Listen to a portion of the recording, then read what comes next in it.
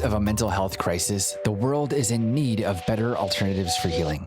MindCure is the company bringing mental wealth to mental health care, with a complete cycle of wellness from psychedelic research to remedy. MindCure ties together a team of world-renowned scientific leaders, psychedelic experts, and technology developers to create an all-new paradigm of mental health care for both clinicians and their clients. MindCure's research aims to bring solutions to market for under-researched indications. We've developed an exclusive research project focused on female sexual desire and are underway of our production of synthetic ibogaine to be used in the development of solutions for addiction, neuropathic pain, and migraines. We're also the company behind iStream, a proprietary software with adaptive AI-backed features. Learn more about our innovative work, including the Desire Project, ibogaine production, and iStream by visiting mindcure.com. Hello, everybody. Welcome back to Psychedelics Today. Joe Moore here, coming at you from Breckenridge, Colorado. Today on the show, we have Erica Rex. Before I give you an introduction, just want everybody to know that we have a bunch of education available at psychedeliceducationcenter.com, linked up with our big community. We've got a lot of courses there, particularly courses for clinicians and therapists looking to get more involved in the space, and a lot more. Everything from psychedelics in the shadow, introduction to Carl Jung and psychedelics, plenty of stuff up there. Even a course on religious liberty in the United States and how people could start approaching the federal government for legal access. All right, so Erica, thanks for being on. I'll give a quick intro and then we'll kick it off here. So you're a lot of things. You've done a lot in your life, and I'm really impressed with your resume here. You are a breast cancer survivor that was in the Hopkins first ever non-end of life study for cancer-related depression and anxiety. You did a master's in journalism at Columbia. You're a national magazine award-winning journalist, and you're an American now living in France. We've had a few conversations so far. I'm pretty impressed. I noticed you on Twitter a while ago putting out some pretty interesting commentary on the space, and I'm just really excited to have you here. So thank you for joining us. Thank you. Thank you for Yeah, absolutely. Yeah. So we chatted a little while ago. To get into the Hopkins study, you had to be psychedelic naive, and you grew up going to dead shows where there was electric Kool-Aid, but you did not consume. And same thing, you said people had peyote in their refrigerators and freezers at college, and you were able to abstain, which is pretty interesting to me that you were able to say no, or at least not be interested. Could you speak like what made you not interested, I guess, in the early days? Like maybe you were too young to have an interest? Well, initially, yeah, when I was going to Dead concerts, I was really young. I was going with, sort of slightly on the sub rosa with older brothers with driver's licenses, kind of, you know, this Yeah. kind of thing. And we were a very straight, monkey bunch of kids. I mean, we were boringly good. Everybody was very academically inclined, hyper responsible, Ivy League aimed kind of thing. And I certainly got to watch people using, certainly at Mhm. dead concerts. That was interesting how people behaved. It was kind of interesting. I didn't really want to do it. Later on in college, I had terrible, terrible migraines. I mean, I actually had to stop out my sophomore year or part of my sophomore year, because I had such severe migraines. I would wake up every Friday morning with a massive migraine that would incapacitate me. I mean, the kind where you're throwing up and blind for 3 days. And I just assumed, for no reason other than people encouraging me to take psychedelics, that I don't need to take that stuff because I see horrible things when I've got a migraine anyway. Why would I want to go there? Of course, ironically, I Mhm. learned once I got to Hopkins that in fact that probably would have helped me. So, you Mm. but there you go. So that was really the reason. I never had any objection to anybody else do it, although in certain situations, if people were, on acid, I can remember one backpacking trip in particular where I didn't know people were going to be tripping and they start acting like assholes. And yeah, well, okay, it just isn't very good not to tell the people you're backpacking with that you're decided you're going to be tripping. So So there was that. Hmm. But other than that, it just never occurred to me to do it. I know that sounds ridiculous, but it's true. I think it's a pretty good reason.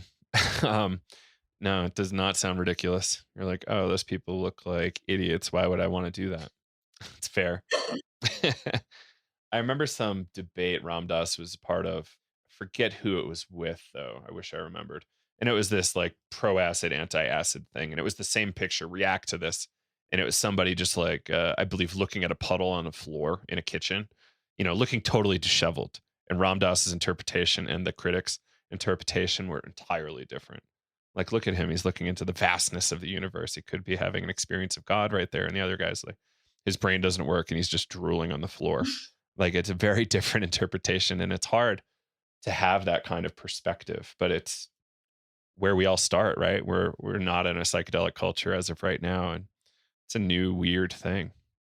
Cool. So one of the first things you sent me was this really cool talk you were able to give to the folks at NIH, talking about your experience as part of the clinical trial, also critiquing your past experience with, the psychiatric system. It just wasn't really helpful for you. It seemed like you've got a lot to say about this Freudian model. That we, you know, let me tell you all about your mind kind of stuff. It sounds like to me, because I know you better than you do. Mhm. It's a fascinating frame, right? But what can you tell me about that NIH presentation? Like, how did you get on their radar, and then what were you trying to convey there?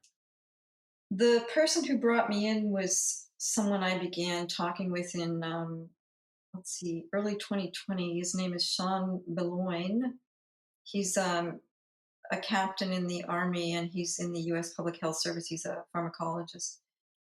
He wrote Mm, a white paper that I had read about a framework for psychedelic medicine and how the government needs to be part of the story because otherwise it is not going to necessarily turn up in the public interest.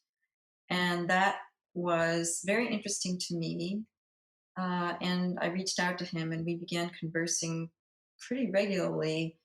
And then it emerged that he was helping coordinate this speaker series. It was a several, it was a lot of speakers over the course of several weeks, and he had both Charlie Grobe, who I know quite well, and then Roland Griffiths, who was the principal investigator in the study that I was in the first group in the series, and then a number of other people currently involved doing clinical trials.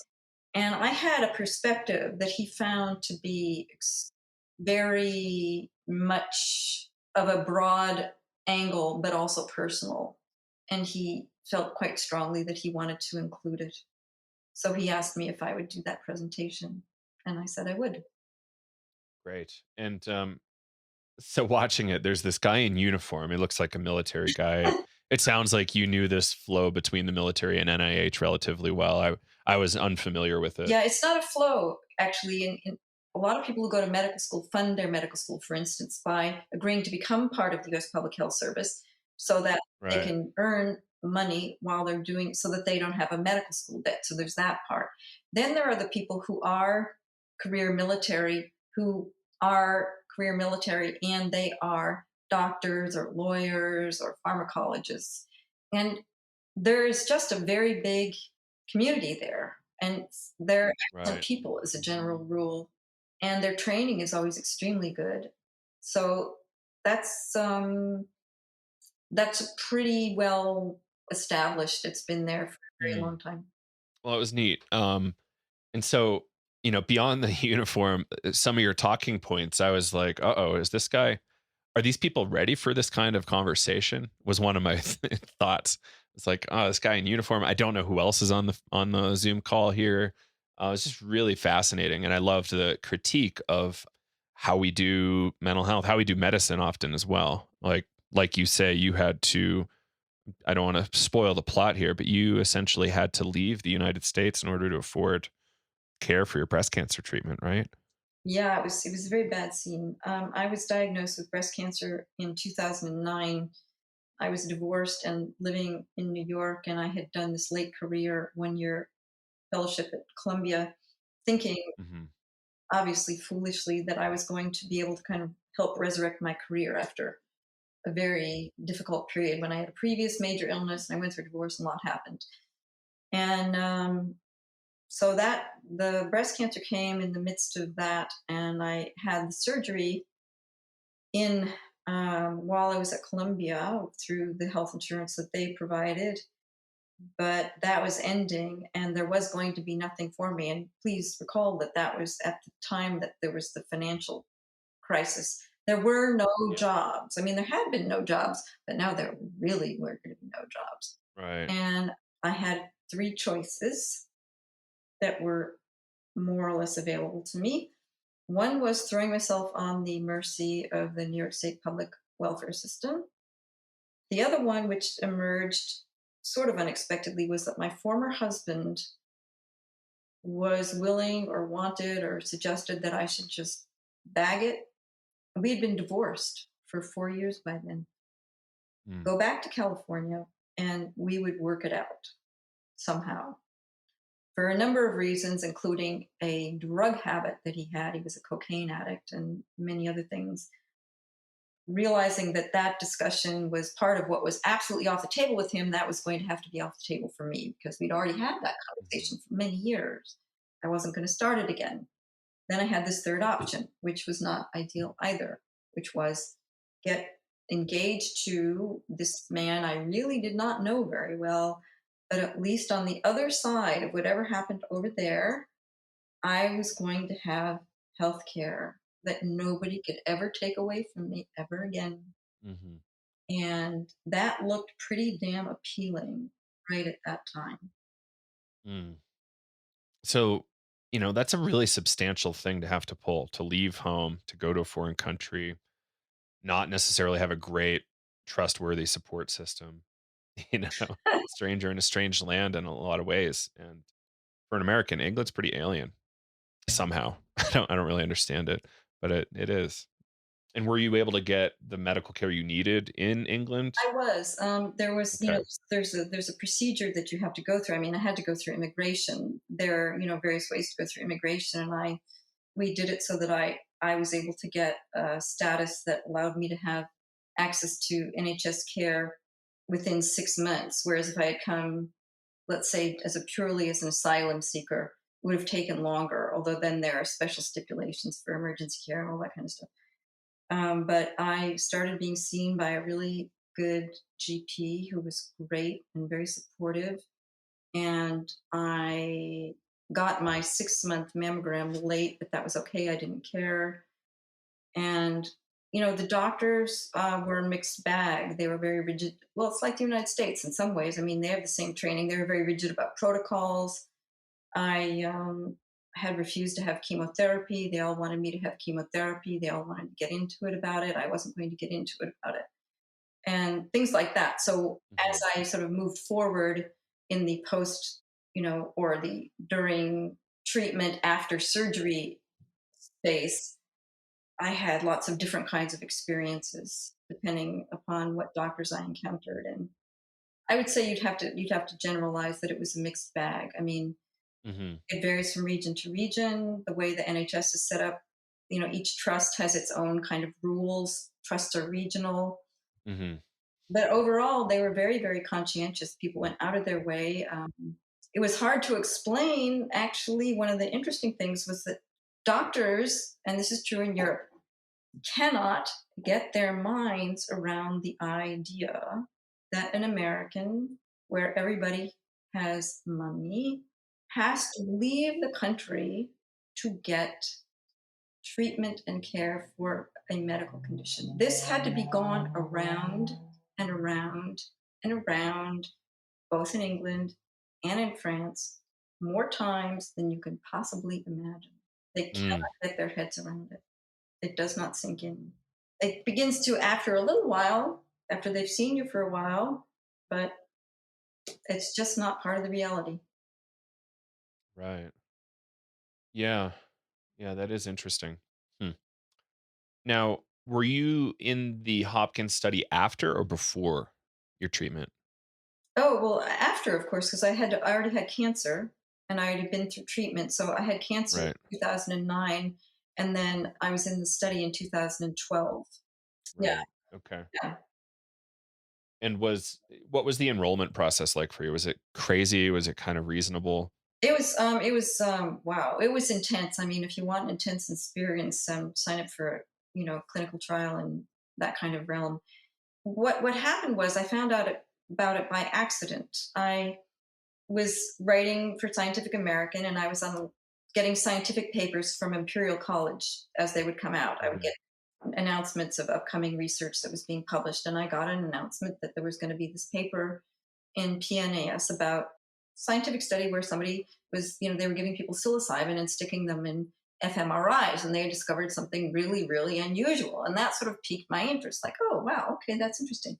And that was Robin Carhart Harris's kind of seminal study where the brain didn't do what everyone had always assumed it would. It was the first time we were able to see inside the brain what was actually happening in these areas of the brain that are responsible for certain kinds of thought processes, behaviors, ways of thinking. Mhm. So I ended up having this very long, engaged conversation with Robin Carhart Harris. I started writing the article, and Robin said, "Well, who have you talked to?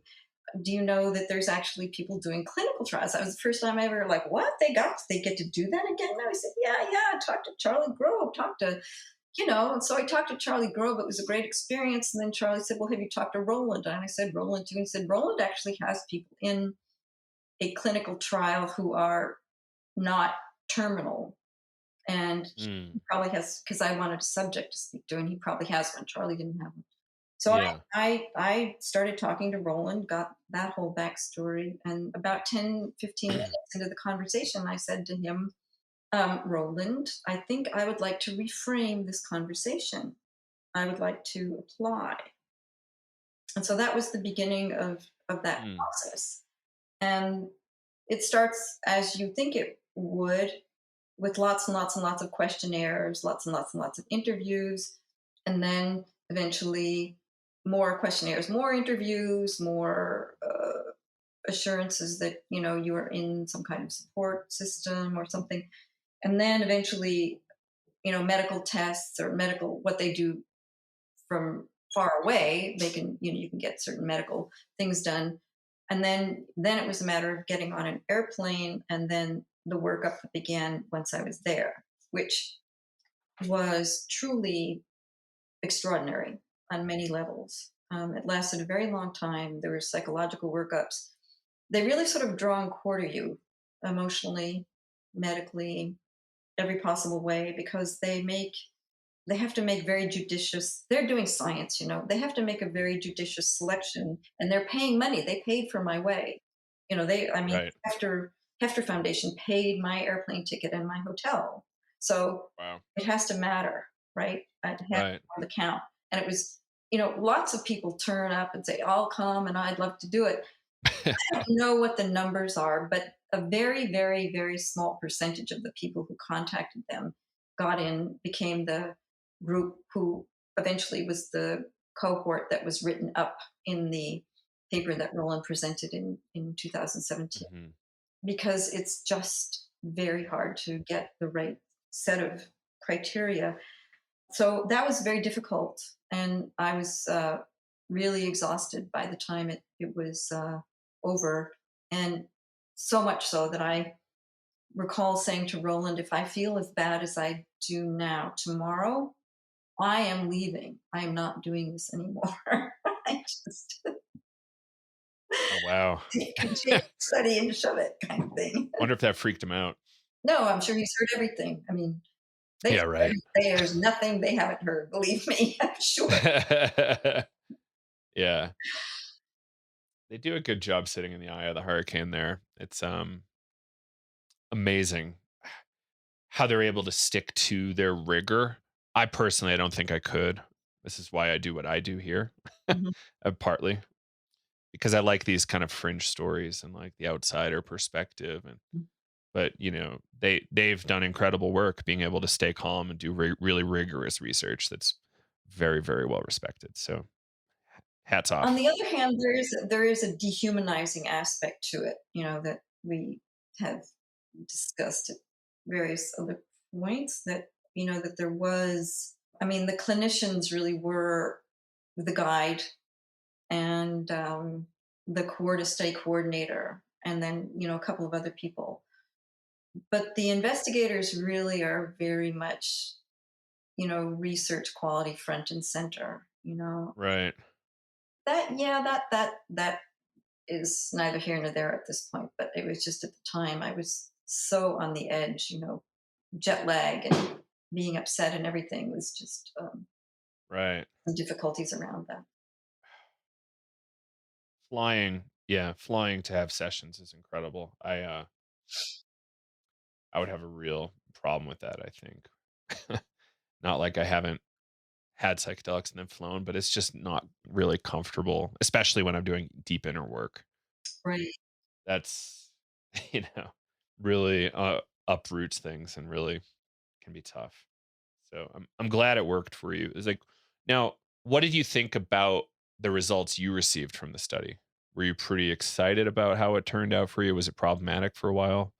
Well, I was very lucky for one thing because I had talked to so many docs in this space by the time I went and the time that I got back and the time that I finished the second session.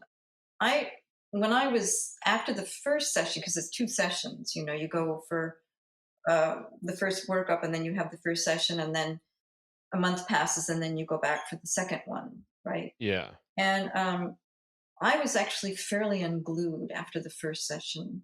Uh-huh. And the one of the people who's done the who works at NYU, he's I believe an associate. I don't remember what his appointment is. Associate professor, Anthony Bossis, Yep. had offered if I wanted to speak after my session if I were hanging around waiting for airplanes or something, if I felt that would help. So I called him from the airport when I was waiting for 4 hours in the sweltering heat in Mm. 2012, and had an extremely productive, interesting, helpful conversation with him about what had happened and what my expectations were and how it went and how to further understand this process, and that was extremely valuable. And then after I returned the second time, I was living a rather isolated life at that point in England, and Hmm. the Roland and the study coordinator Mary Cosimano and my guide Fred Reinhold, were concerned about that, and they did express a lot of concern, and we talked on the phone, and they were trying to convince me that I should somehow just up sticks and move back to the United States, of which I had no confidence. Like, I'm still not going to have health care. They're, Right. I was like, you know what? No. So they very generously, in a very good, constructive way, were able to offer Fred, my guide, he would call and we would talk periodically. So that was useful. And that added a lot to my feeling that I could incorporate this experience in my life. Right. Yeah, Mm. because I think that the integration part.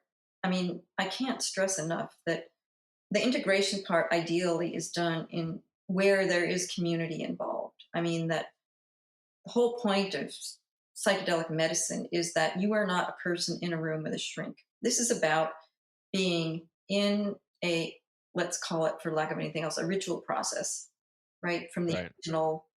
the original concept from our indigenous predecessors. And Right. this is part of something. This is about, community and coming away from that horrible isolation of depression back into contact with the rest of the world in a constructive and more advanced and more clear thinking and more elevated, if you want, way. And that is like I've said repeatedly, in some ways it's more important than taking the drug.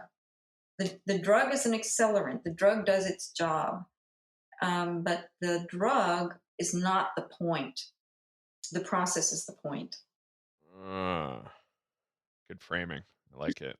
Yeah. Yeah, it's true, right? There's these studies where people were treated and then thrown right back into a bad container, and they got far less durable results than people who have the ability to go back into a better container. I know iboga facilitators who won't treat people within, I think, something like 800 miles of home Mhm. because they can easily go back and score Mm. back home with a single tank of gas.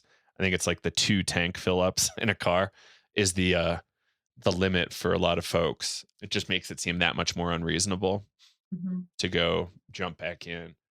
And I You mean but that said, like, jump back into a using, or to an into their geography, which is highly associated with using, they I have see. all the resources, they know where to go, as opposed to you move somebody to Lincoln, Nebraska from New York, they're gonna be fish out of water. And I think it's really important for somebody, and this particular person actually makes you get a job in a new city for 6 to 9 months, so you Wow. can kind of like stabilize in that new personality before you go back. So it requires a lot of resources. This is not a cheap process by any stretch Mhm. in the underground. And I wouldn't be surprised if we saw better results in these clinical trials if we took a lot of these other factors into account, like who's making you sick in your world. Is it you? Is it your SO, parents? Who knows? Boss at work? Like I've seen a lot of people actually handing out cocaine at work, like to their employees. Like that's crazy, but it keeps them coming back. So there's a lot of bad containers out there, and a lot of it's kind of like coming from somewhat sick culture. And how do we how do we go forward?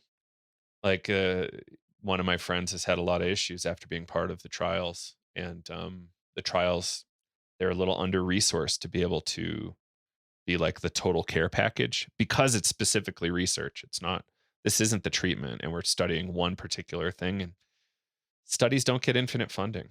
No. Yeah.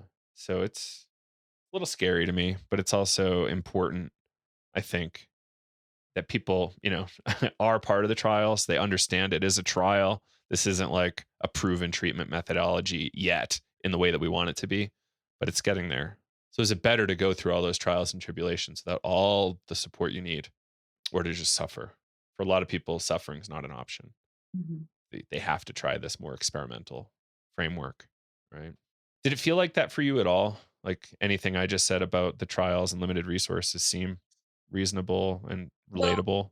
yes. I mean, one of the things that they were very adamant about, and that I did then eventually do, was I found in London a breast cancer support charity.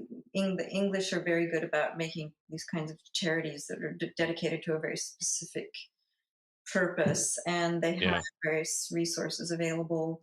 It was very difficult to get to. It was in the wrong part of London. I was living in London at Mm. the time, and it was on the Circle line, and it was a fucking nightmare to get there. But anyway, there were therapists there. They offered, various kinds of alternative interventions, like I forget what it was called. Various therapies. I saw a psychotherapist twice. That was all I really wanted, and then they had groups. There was a mindfulness meditation group and someone teaching that, and that was really useful as integration.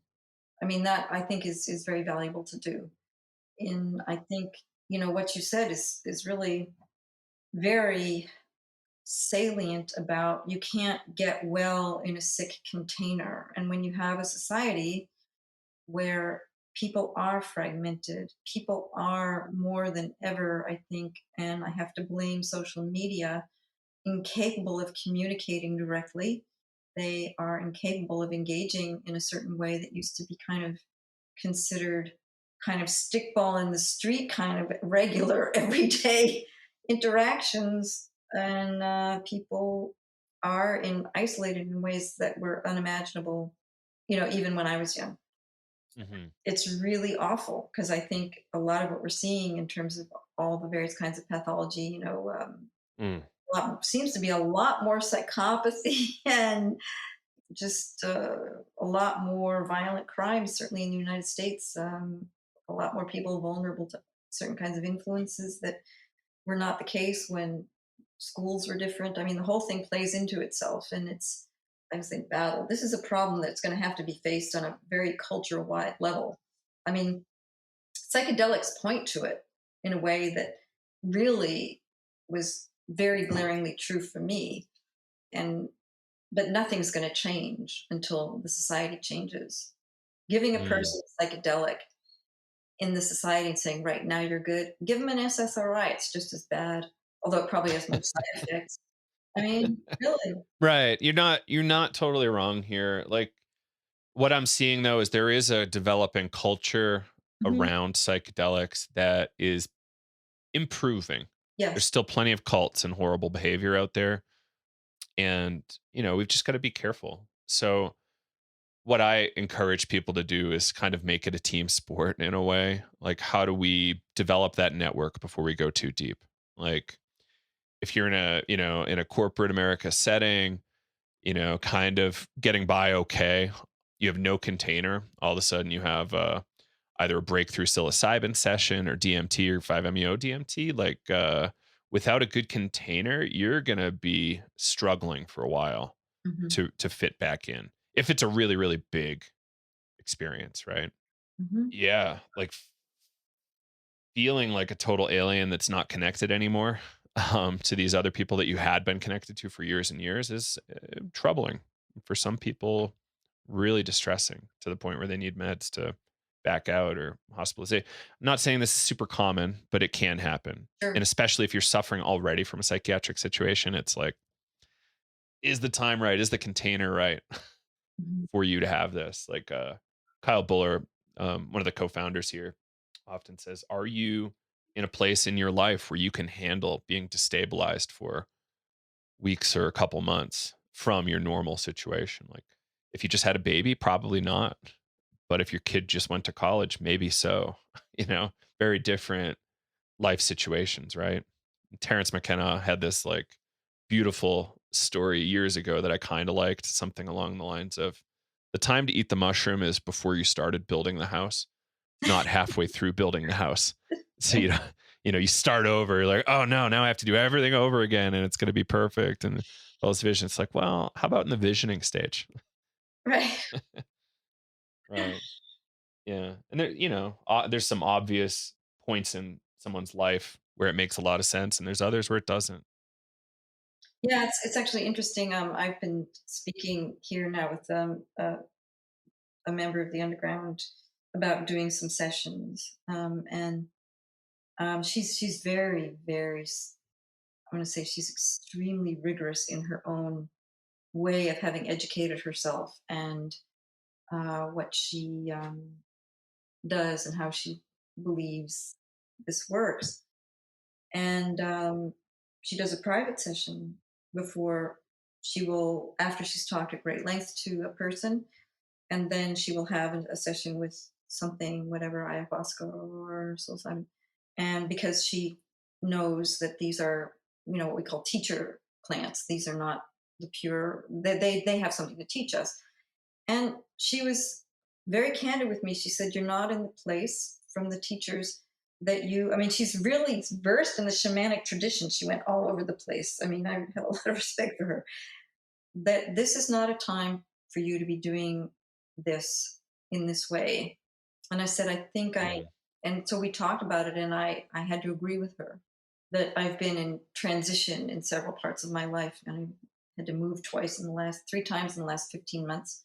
You know, Oof. I'm just now and finally settled, getting settled into what I hope, God willing, is going to be a real place for some time, and that's mine. And Right. it's not sort of in a scrambled. I'm in Paris, stuck in the middle of for where I was during all of the lockdown. I mean, I was fortunate. I had a friend with an apartment, and he allowed me to use it, and I was very, very fortunate. And we both agree, for various reasons, that was an extremely fortunate happenstance because he wasn't going to be able to get anyone in it, and I needed a place, and we're very old friends, and it worked great. But Paris during lockdown was not exactly right place to be. So, Yeah, I bet. as Yeah. soon as it was unlocked, I got the hell out of there, and then I just got out found a temporary place, and then temporary place had to find another place, and now I'm in another place.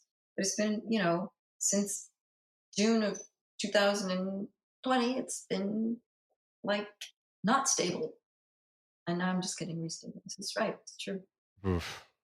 Right. Hmm. I'm kind of curious if now is a good time to jump into this idea of spontaneous experiences Hmm. and like the relationship to psychedelic experiences. Kyle was at a conference a while ago, something around along the lines of spontaneous spiritual experiences, and he was talking about near death experiences from his personal perspective. And our friend of the show, Michelle Hobart, also had a lot of these kind of spontaneous experiences happen, and they're, number one, super troubling. Number two, kind of dangerous in our current era because you could get locked up or hospitalized and forced medication, blah blah blah.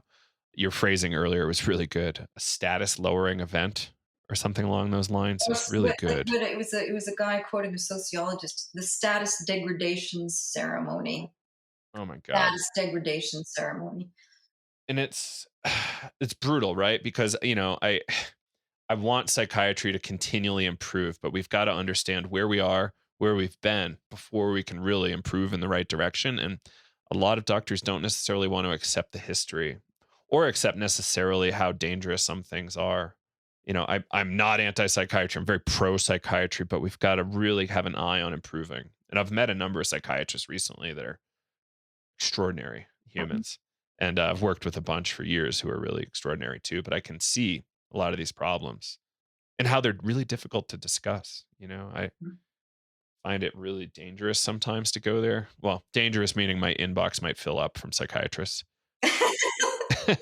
Or my status might go down if people start calling me, oh, like Joe's hanging out with the Scientology anti-psych folks. Like it's not like that. I'm very Right, pro psychiatry, but like right, let's figure out how we can improve this thing. right. Keep improving it. Is there anything around well, all right, that was a tangent and a half. Well, let's back to your spiritual experience thing. Earlier we talked about how you have had a few of these spontaneous experiences, and yeah, they're not necessarily welcome. They're not necessarily pleasant either. But how do you like to introduce this topic? Well, I have referred to them, and I think this, especially after this last one, I finally found a really good sort of metaphor for characterizing them. And I called it their tears in the fabric of the universe. It's like Mm, there's a tear, and something else from another part of the cosmos shows itself or shows me something. And, right. they're not regular. I don't get to predict them. I don't get to decide. They've been very rare. The first one happened when I was 3 or 4. And Yeah. my little sister, in fact, it might have been when I was younger because my little sister was still a baby in a crib. So that meant, well, yeah, sure. No, I was 3 or 4 because she was 3 years younger. So she was a baby. Mm, And I had a vision, or vision what? Vision. I all of a sudden knew that there was something terribly wrong with her heart, mm, and I needed to worry about her heart, and that something would be wrong with her heart, and I would envision her heart, and I would envision it first as a baby's heart, all shiny, like a cartoon baby's heart, like a cart, with the window glass reflection on it, and then it would be shriveling. mm, And I was very, and of course, I did not share this with anyone given the circumstances. And I did worry about her, and I would make bargains, kind of like, well, let's say I would sort of make this bargain with the universe. Like, let's say you could trade some of the years of my parents. I mean, I didn't know shit, but I was doing this. Like, okay, so they're old, so you could trade that. And then she could still be younger, but they would still be alive. And this strange thinking, mm, I remember very distinctly. So, fast forward, she's 5 years old. Maybe I haven't thought about that in a few years. She goes to have her adenoids removed, and she ends up in the intensive care unit. Her heart had stopped. They found out that she had I believe it was called a systolic. It was a heart defect. that there was no way in particular of knowing that she had. That when she was given an anesthetic as a 5-year-old with her adenoids being removed, almost killed her. Going forward in her life, she had to have antibiotics every time she had a dental intervention because it makes people very susceptible to a certain kind of anaerobic infection that can get into their hearts. I mean, we're fortunate to have modern dentistry, Oof. and people who've actually not known that have ended up, well, perishing or having to have a heart valve replacement where they get, a piece of a pig's heart in there. So that was I would say the first one, maybe not the very first, but it was close to the first. Then subsequent to that, again, it was about my younger sister. Still that, okay, heart problem was solved, but my parents were going to kill one of us. And it was either going to be me if I didn't get away from them, because there was all this violence. I've alluded to it. Mhm. You and I have talked about it a little bit. But really, really, really horrible, ugly violence in which I was the recipient. But there was also some Mhm. special thing about Andrea too. And they weren't going to do anything. Nothing would happen to my bigger sister, and nothing would happen to my brother. But one of us was going to die. And I figured out that that meant that I had to get away. Mhm. Did, and took a lot of doing because it was very abusive. And I write about this in my book, which you, and yeah, I write about it and part of my journey.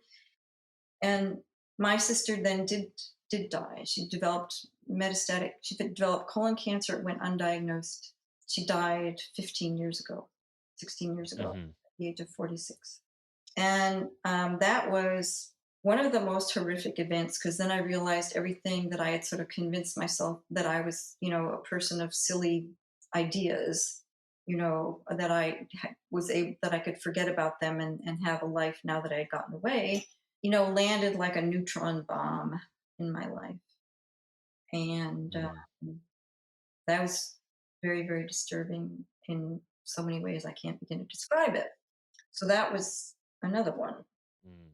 And then the most recent one happened very recently. I'm not sure I should talk about it, but it did happen in April and of this year, in the midst of COVID. It sort of began happening in mid March, and I was in an extremely bad way, and I didn't know why. I mean, yes, it was COVID. Yes, I had been confined, first to my house, my cave house, which I had sold, and then I was confined to this apartment in Paris, and I was really losing my mind, as with many people. But this was sort of like beyond COVID for some reason. And I was invited by this very lovely person who's really a gem, who her name is Friederike Meckel, and she's a very well known in Europe psycholytic therapist. She practiced Mhm. for many years.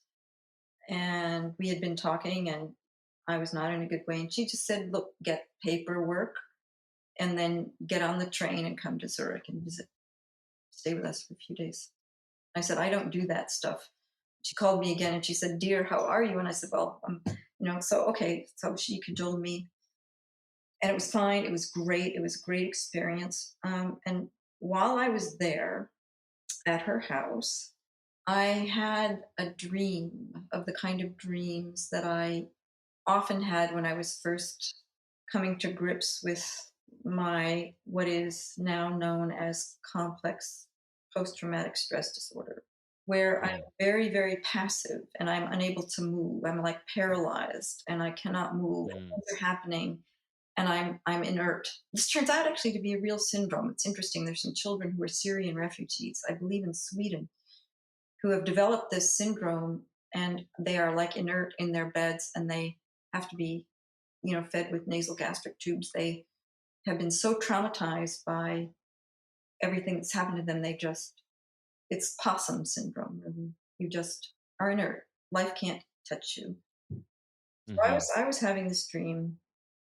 This part of this backstory gets a little complicated because it involves dreaming about the mother of someone else and the story that he told me about his birth. And in the story of his birth, his mother had to defend herself from the trainee obstetrician uh, by biting him, because this guy, it was a long time ago, they sedated women. She refused to be sedated. They said, okay, then the only way you can give birth naturally is if you're tied down, you're going to have restraints. So she's giving birth. The baby, this friend, is born, and the trainee gynecologist obstetrician comes and starts yanking on the umbilical cord. She's a nurse. She knows if he does that, she's going to have a prolapse. She leans up, she sits up, and she bites him on the forearm so that he has to let go. The umbilical cord. She was an incredible woman, and he had told me many stories about her. In this dream comes this woman who I've never met. We've talked about this, his backstory. Never met her, don't know what she looks like, and says to me, in my very passive, inert, unable to move state, "You bite them," okay, in this dream. And I wake myself up biting the sheet. I have a Mm. chunk of sheet in my mouth, and I sit up and I remove the sheet from my mouth. And I think, okay, what the fuck? I get I get back to Paris and I learn rather a bit after the fact, but that's about family dynamics from my older sister that on the 1st of April, while I was on the train to Frederica's before, having this dream, I learned that my father had finally kicked the bucket, that he had Oh. died at the age of 97, and that he had been, hospitalized in a not very good emotional or physical state for some time before. And I realized that that was what the mother of this individual was conveying to me, that it was now time for me to get moving and start doing things for myself. And she was telling me what I needed to do, this my father. And I did call the individual Mm. whose mother it was, and I said, well, I need to talk to you because your mother is prescient. And this individual said, with tremendous calm and not any kind of, and he's a psychiatrist, he said, "Did your old man die?" And I said, "Bingo." Mm. So that was a very big tear in the universe. Yeah. And he said Yeah, something that's really very nice. strange. He said, we've talked since, he's a friend. And he said, if she happens to show up again, please tell her I love her. so, so Mm. Well, that's really interesting. Huh. So I don't ask for them. I don't like them when they happen. This was the first time that it involved like a dream state and a visit of a deceased person. That was a new one for me. And with a message from that needed to be conveyed. That was entirely and then this person actually had done dream research when he was very much younger. And we had talked about that and sending and receiving things and through unconscious or in dream states. So it was that was a big one. Mm. That's a ton. And I would just as soon not have any more. Right. Right. It's a whole field of study, this spontaneous thing, and they're transformative. Say that That's again. maybe what the conference was called, spiritual and transformative experiences, spiritual and Hmm. transformative, maybe. And, near death experience, spontaneous, mystical, revelatory experiences. There's so many different types of strange states that can have like a really big impact on folks. Sometimes amazingly helpful, sometimes neutral, sometimes harmful. Yeah. It's worth considering them all. And like you said earlier before we were recording, something along the lines of, finally somebody not judging me Hmm. for my experience, like a non-judgmental approach Right. to commentary. Yeah. And I have to say, this individual is also a psychiatrist, and he's someone I've known a very long time, and I have tremendous respect Hmm. for, and really, and he did exactly the same thing in his way. He just said, he intuited what exactly she had to convey, knowing my backstory, some of it, and Hmm. exactly what she was trying to convey. And he responded in not a way terribly different from the way that my therapist that I finally found, who I could finally speak to in my 30s, responded, which was affirming, which was that happened, and tell her it's for real, and please, if it happens again, tell her I love her. Mm. I mean, just without judgment, without making anything seem like something it isn't, no gaslighting, nothing, you know. Mm. And so, but even now, I think psychiatrists like him are rare as hen's teeth. I mean, it's not anyone I would convey that information to in that way.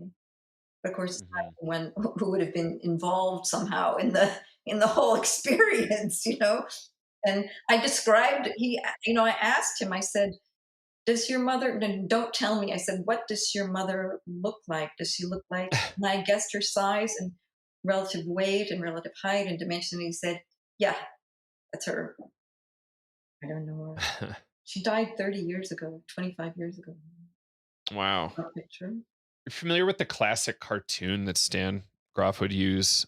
It's like a guy hanging from a tree, giving out wisdom, saying something along the lines of, this is a little overblown, but do you know what the difference between a schizophrenic and a mystic is? The mystic knows who to talk to. It's right. And it's that's they've been saying this for decades, right? Yeah. Kind of a classic spiritual trope, but there's a little bit of validity here. There's something we should observe that's truthful. Not universalize it. Not all Yeah. schizophrenics don't need help. Some really need help. It's a huge portion of the population too. It's surprising how little we know about it, really. What does that say about us? Huge portion of the population, we've made what seems like very little progress on schizophrenia.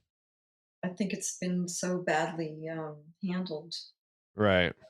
Yeah, I think we would need to do a fully systematic critique of the history of psychology and psychiatry generally. And I've been reading this amazing book, or I read it, I think earlier this year, Saving Normal. You're familiar with this one? I've heard the title. He Who? was the former head of the DSM-4 commission and was really, really disheartened through the whole project. And he played a critical role in DSM-5. And he it's a quite damning critique of this end product of DSM, but DSM is only one small part of psychiatry. Sure. We as non-psychiatrists think of it as like the Bible, and it's a good reference for doing good diagnosis and treatment planning, but it's not the only thing. There should be some sort of relationship theoretically Mhm. with your patient that develops over time so you can track. But a lot of people are in acute sickness and want help right now, and they want the drugs right now. And the psychiatrists, or some physicians, we'll say some physicians, are just more than willing to prescribe whatever might lower the symptoms right away, as opposed to like really trying to fine tune the thing. But that's kind of almost like a cheap critique, maybe. Mhm. I don't feel like that's fully fleshed out, but there are amazing psychiatrists out there doing really great work. There's also really overworked psychiatrists who don't even have enough resources to handle their caseload as it Mhm. stands. So it's more like the systems they're embedded in Sure. than necessarily them as individuals, right? Absolutely. I think Yeah. that's true. I mean, I spoke with a woman she's English. She's a medical student. She's by now she might have started her she's was intending to become a psychiatrist. I think she might have started her residency. And we talked at great length, and she made, of course, that point.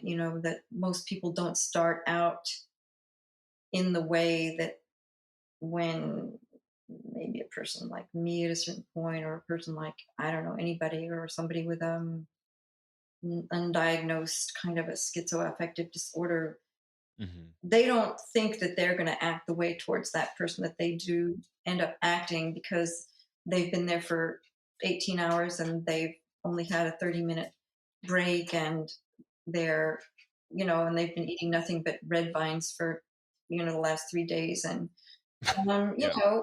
they're not really in a good shape to receive someone with complex issues in the best of ways. And I said, I know, that's the tragedy. That is it. Yeah. It's we've got a long road ahead of us is kind of the thing I keep consoling myself with. Mhm. There's always going to be speed bumps that we've got to deal with. All the patent stuff you and I have discussed plenty is, part of it. And the legal system is going to be a big part of it as well. But I like to remind people that growing mushrooms is really cheap and really affordable. And it's wildly difficult to regulate. So despite whatever patents you might see out there, there is hope. More and more people are getting better and better at growing. I don't even know if you've seen this, but years ago there was like the cannabis cup where people would come and like compare their cannabis plants, and now there's a psilocybin cup happening. I think one in Oakland and one was in Michigan recently. So different growers comparing different strains and photographs and Really? lab tests. Wow. It's finally happening. And not to mention standardized, really affordable products coming out. Like imagine if you knew what dose of mushroom or like psilocybin you were consuming. Right. That's a big problem in a natural setting, naturalistic setting, we'll call Sure. it. Yeah. Um, yeah, and people are finally resolving that. It's coming around, and I'm really excited about it. Hmm. Yeah. As much as I love throwing mystery grade mushrooms in my mouth, it's always nice to know what I'm consuming and how much. Yeah. Yeah. Yeah. I would like those kinds of things to be a bit more accurate. I think I would feel better about doing things on that level with less of the sort of hazard, not hazard, but sort of the not knowing kind of where you're going to be. It would be Right. better to be slightly more prepared. I think, in my opinion. So we know how much ginseng we're buying, but we can't know what other foods like mushrooms we're consuming, right? It's against the rules because of Nixon or whoever, the Right. deep state or however that whole thing was played out.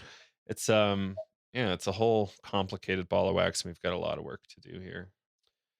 Well, Erica, I'd like to kind of wrap this one up, but I'm curious if there's any last thoughts, things we didn't get in that you'd like to mention, websites you want to shout out. Oh, my Substack website that you know about. It's called the Yeah, World of Psychedelic Medicine, great. and there's of course my NIH talk online. I can send you the links. If you can, maybe you could post them with the podcast or whatever, if you feel like it. Yeah, That would be great. yeah, it'll be in the show So notes. that's about it for now. I mean, unless you can think of something else you'd like me to address. That's Uh, no, I think that's pretty good. And the Substack is substantial. I think your writing is lovely. I want people to follow you on Twitter because you've got some good stuff going there, great critiques. So I would love for you to just keep going and Thank you keep us so all much. posted. Yeah, Yeah, I really appreciate your having me, and yeah, it's been absolutely, great. Erica. Thanks for being here, and can't wait to do it again. Thanks. And there you have it, everybody. Erica Rex. Hope you enjoyed it. I really did.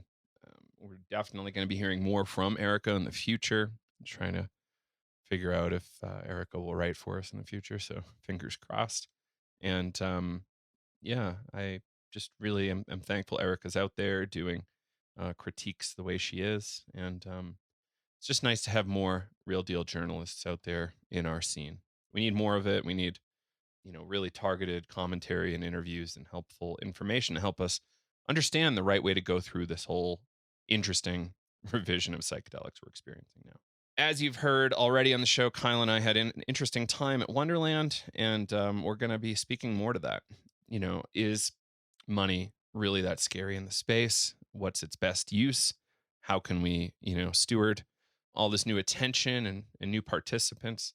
A lot of really interesting things that will be coming. So, hold on. I think there's some interesting stuff around biopiracy now we can do, and, trying to figure out how to be reciprocal based on international treaties that do already exist.